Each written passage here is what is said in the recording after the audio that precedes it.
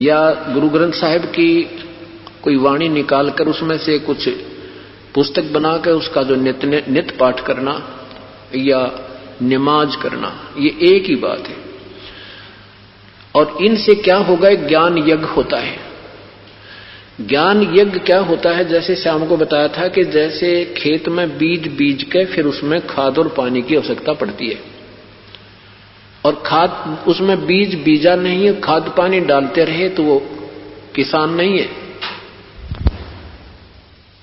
इसी प्रकार जो हम केवल ये नित्य नियम करते हैं, चाहे किसी भी वेदों के से, जैसे ओम भूर्भुवः स्वः ये मंत्र करते हैं गायत्री, ये भी नित्य नियम नमाज कहो, चाहे इसको नित्य नियम कहो, नित्य पाठ कहो।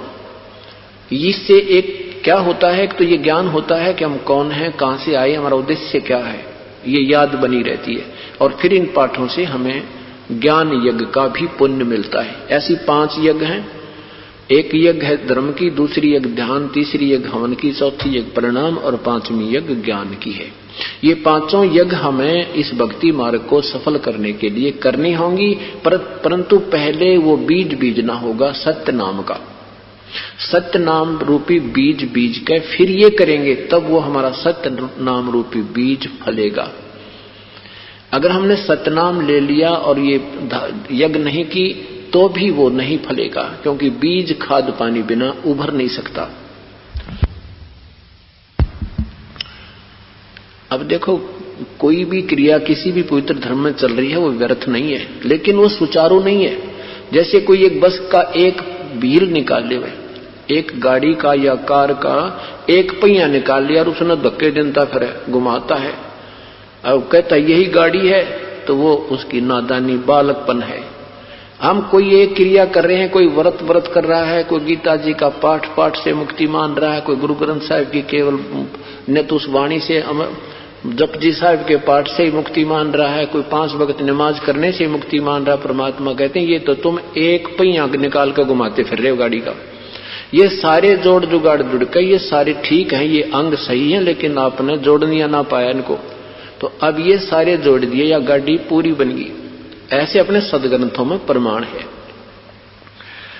तो क्या बताते हैं कि 5 वक्त तो नमाज करें, प्रभु से प्रार्थना करते हो, हे प्रभु, नमाज यही है कि हे मालिक हमारे ऊपर मेहर रखना, आप सर्वशक्तिमान हो, आप ये कर सकते हो, नमाज यही होती है। और फिर कहते हैं दाव लगा जब मांस खा गए, तेरा गजब हुई, फिर ये क्या भक्ति हुई?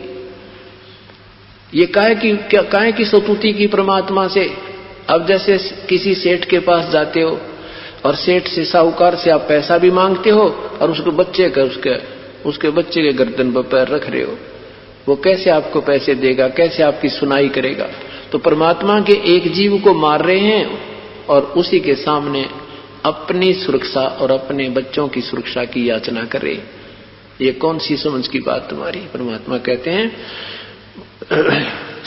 आदरणीय गरीबदास साहेब और कबीर परमेश्वर कहते हैं कि परमेश्वर को जैसे बाप को बड़ा बेटा भी उतना प्रिय होता है और छोटा पुत्र या पुत्री वो भी उतना प्रिय होता है, ऐसे ही तुम चाहे छोटे जीव को मारो चाहे हाथी को मारो, उस भगवान के लिए एक ही जैसे आप दोषी हैं। इसलिए कोई मुर्गा बकरी गाय या तुम सुअर कुछ भी खाते हो, मृग तोतर तीतर आदि, ये परमात्मा के जीवों को मारकर और फिर उसी से याचना करते हो, ये बंदगी नहीं, तुम तो एक रीस कर रहे हो।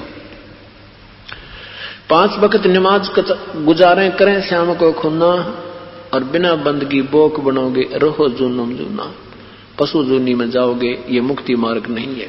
फिर कहते हैं वेद पुराण शास्त्र पढ़ते और कथा करें चितला के, गीता जी का ज्ञान सुनावे ये मीठी बात बना के, और महाभारत रामायण समझा के कथा कहें उस काल करतार की, तेरे हाथ में चाबी सतगुरु सतलोक द्वार की।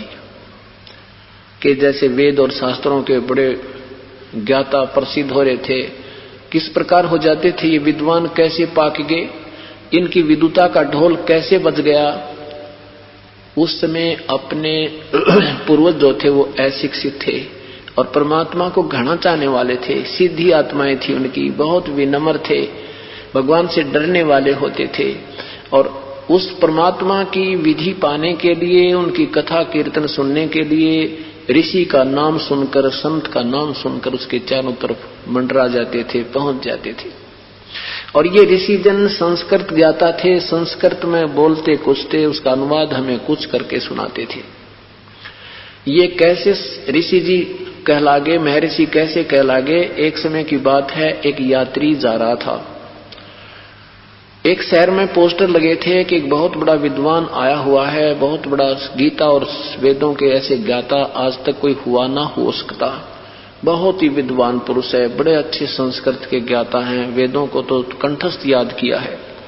उस यात्री ने वो महिमा सुनी तो सोचा भी महापुरुष आए हैं और ज्यादा समय तो है नहीं, आध घंटा तो सत्संग सुनकर फिर आगे प्रस्थान करूंगा।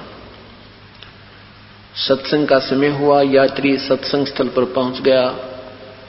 उस महर्षि जी ने संस्कृत में अपना प्रवचन प्रारंभ किया। पहले संस्कृत बोलता रहा, आधा घंटे तक वो संस्कृत बोल रहा था, संस्कृत ही उच्चारण कर रहा था, मीठी मीठी आवाज लगा के, मीठे मीठे ढंग से, त्वमेव माता च पिता त्वमेव, त्वमेव बंधु च सुखा त्वमेव, यानी 1 घंटे तक वह न्यू बांड्या करते। तो यात्री ने सोचा भाई महर्षि आध घंटे का समय है, ज्यादा मेरे पास समय है नहीं, और कहते हैं सत्संग तो थोड़ा ही अच्छा होता है, जितना मिल जाए वही कुछ श्रेयकर होता है। तो उसने सोचा अब चलते हैं। तब तक वो वक्ता जो है संस्कृत ही बोल रहा था, जो यात्री नहीं समझ पा रहा था, श्रोता नहीं समझ पा रहा था ये कह क्या रहा है, लेकिन उसकी मीठी आवाज से बहुत प्रभावित और उसकी प्रशंसा से लोग कह रहे थे ऐसा तो विद्वान नहीं सुना, ऐसी तो वेदों का ज्ञाता नहीं सुना। वो उठकर चल पड़ा, भी तो इतना समय है नहीं, बहुत सत्संग, इतना ही बहुत आज तो मुझे।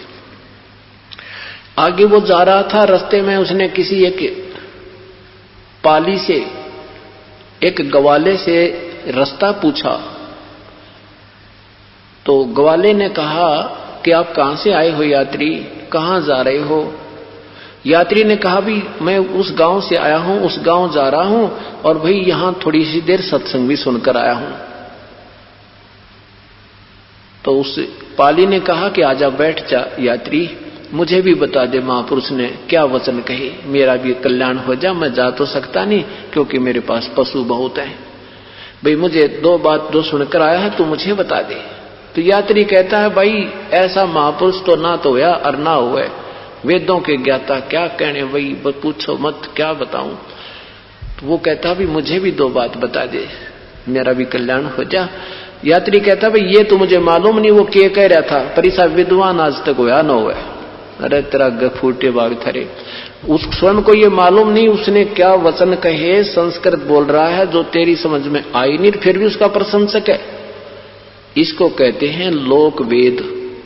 इस लोक वेद के आधार पर वो महर्षि पाक रहे थे और उनको इन सदग्रंथों का ABC का भी ज्ञान नहीं था। आज तक अगर ज्ञान होता पवित्र हिंदू धर्म में तो ये ब्रह्मा विष्णु महेश को अजरो अमर नहीं बताते। आज तक किसी को कह उठाकर देख लो, ये तो सर्वेश्वर है, महेश्वर है। और जबकि गीता जी में कहा कि इन तीनों भगवानों की पूजा, तीनों गुणों की पूजा मूर्ख लोग करें, गीता जी में लिखा है। और खुद जो गीता बोलता भगवान वो कहता मेरी पूजा भी व्यर्थ है, वो तो परमात्मा कोई और है पूजा के योग्य, उसके लिए कोई संत आएगा, तत्वदर्शी संत बताएगा, मैं भी नहीं जानता उस परमेश्वर की भक्ति विधि को। बताओ, ये गीता जी बोल रही है और गीता जी क्या कह रही है आज तक हिंदू, पवित्र हिंदू समाज को नहीं पता। ऐसे ही अपने जो गुरु ग्रंथ साहिब, पवित्र गुरु ग्रंथ साहिब क्या बोल रहा है, ये पवित्र सिख समाज को कतई नहीं पता। और पवित्र कुरान शरीफ क्या बताना चाहती है, ये पवित्र मुसलमान समाज को बिल्कुल नहीं मालूम। और यही बात है कि आज दास सत्य कहता है और उन लोक वेद सुनी सुनाई बातों के आधार पर ये ऐसे अड़के बैठ के अगर नहीं ये क्या जाने हमारे मजहब के बारे में।